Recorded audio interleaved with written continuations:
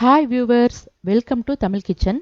நாம் இன்னைக்கு இந்த வீடியோவில் கம்பங்கூழ் எப்படி செய்கிறதுன்னு பார்க்க போகிறோங்க. கம்பு சிறுதானிய வகைகளில் ஒன்றுங்க.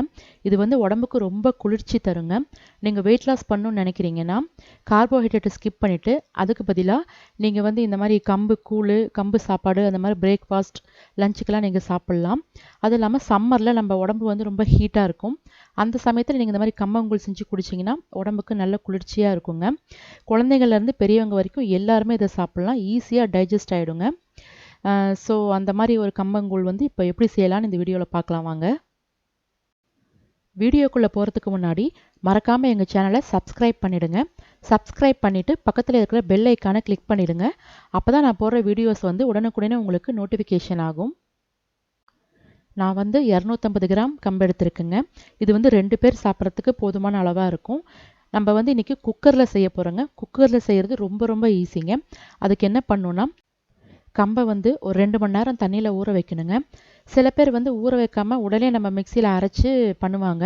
ஆனால் இந்த மாதிரி நீங்கள் ஊற வச்சு பண்ணும்போது நம்ம குக்கரில் வேக வைக்கும் போது நமக்கு சீக்கிரமாக வெந்துடும். இப்போ பாருங்கள், கம்பு ஒரு 2 மணி நேரம் நல்லா ஊறிடுச்சுங்க. இப்போ சின்ன சின்ன தூசு மண்ணெல்லாம் இருக்கும். அதனால் நம்ம 2-3 தடவை தண்ணியில் நல்லா அலசிடலாம். நான் நல்லா கழுவி எடுத்துகிட்டு வந்துடுறேன். இப்போ பாருங்கள், நான் 2-3 தடவை நல்லா தண்ணியில் அலசி எடுத்துகிட்டு வந்துட்டேன். இப்போ இந்த தண்ணியெல்லாம் நல்லா வடிகட்டிக்கணும்.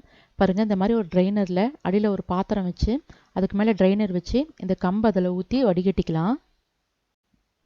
பாருங்கள், எல்லா கம்பையும் இந்த ட்ரைனரில் போட்டுட்டேன். இந்த மாதிரி அடியில் ஒரு பாத்திரம் வச்சு அதுக்கு மேலே ட்ரைனர் வச்சு 1/4 மணி நேரம் அப்படியே வச்சுருங்க. அது நல்லா அந்த கம்பில் இருக்கிற தண்ணியெல்லாம் நல்லா ட்ரைன் ஆகட்டும். இப்போ பாருங்கள், ஒரு 1/4 மணி நேரம் ஆகிடுச்சு. இந்த கம்பில் இருக்கிற தண்ணி சுத்தமாக ட்ரைன் ஆகிடுச்சு. இப்போ இதை நம்ம மிக்சியில் போட்டு அரைச்சிக்கலாம். கம்பு எல்லாத்தையும் மிக்சி ஜாரில் போட்டாச்சுங்க. இப்போ இது எப்படி அரைக்கணும்னா, ரொம்ப நைஸாக அரைச்சிடக்கூடாதுங்க. ரொம்ப நைஸாக அரைச்சிங்கன்னா கூழ் மாதிரி ஆகிடும். ஒரு கம்பு 2-3 உடையணும். அந்த மாதிரி தான் அரைக்கணும். சும்மா ஒரு 2 சுற்று 3 சுற்று சுற்றினா போதுங்க. கம்பை அரைச்சி எடுத்துகிட்டு வந்துட்டேங்க. பாருங்கள், உங்களுக்கே தெரியும். சும்மா ஒரு 2 சுற்று 3 சுற்று தான் சுற்றிருக்கேன். ஒரு கம்பு 2-3 உடஞ்சிருக்கு. அந்த அளவுக்கு தான் நீங்கள் அரைக்கணும். ரொம்ப நைஸாக அரைச்சிங்கன்னா நல்லா இருக்காதுங்க. இந்த மாதிரி 2-3 உடையிற அளவுக்கு அரைச்சி எடுத்துக்குங்க. இப்போ அரைச்சி வச்சுருக்கிற கம்பை குக்கரில் போட்டுக்கலாங்க. இப்போ கம்பில் தண்ணி அளந்து ஊற்ற போகிறேங்க. இப்போ நான் 1/4 கிலோ எடுத்திருக்கேன். அதுக்கு நான் ஒரு 1/2 லிட்டர் தண்ணி ஊற்றலாம். அதாவது ஒரு பங்குக்கு 2 பங்கு தண்ணி ஊற்றலாம். இது கொஞ்சம் குழஞ்சி இருந்தாலும் தப்பில்லை. ஏன்னா நம்ம தண்ணியில் கரைச்சி தான் சாப்பிட போகிறோம். கெட்டியாக சாப்பிட போகிறது கிடையாது. அதனால் கொஞ்சம் குழஞ்சி இருந்தாலும் தப்பில்லை. உங்களுக்கு அடி பிடிக்கும் அப்படின்னு நினச்சிங்கன்னா இன்னும் கூட கொஞ்சம் தண்ணி கொஞ்சம் சேர்த்து கூட நீங்கள் ஊற்றிக்கலாம். இப்போ இதுலேயே தேவையான அளவு உப்பு போட்டுக்குங்க. உப்பு போட்டு நல்லா மிக்ஸ் பண்ணிக்கோங்க.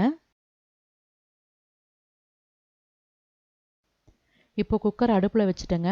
அடுப்பை மீடியம் ஃப்ளேமில் வச்சுட்டு நல்லா கலக்கி விடுங்க. நீங்கள் அப்பப்போ கலக்கி விடுங்க. ரொம்ப கலக்காமல் இருந்தீங்கன்னா அந்த கம்பு கீழே அடியில் போய் நின்று அடி பிடிச்சிக்கும். அதனால் அப்பப்போ கலக்கி விட்டுட்டே இருங்க. இப்போ நல்லா கொதி வருதுங்க. இப்போ நல்லா கலக்கி விட்டுட்டு அடுப்பை மீடியம் ஃப்ளேமில் வச்சுட்டு குக்கரை மூடி வச்சிடலாங்க. இது ஒரு 2 விசில் மட்டும் விடுங்க, போதும். நல்லா வெந்துடும். இப்போ 2 விசில் வந்துடுச்சுங்க. இப்போ அடுப்பை ஆஃப் பண்ணிடலாம். இப்போது ப்ரெஷர் போனதுக்கப்புறம் குக்கரை திறந்து பார்க்கலாங்க. பாருங்கள், கம்பங்கூழ் நல்லா வெந்துடுச்சுங்க. ஒரு கரண்டியால் நல்லா கலக்கி விடுங்க.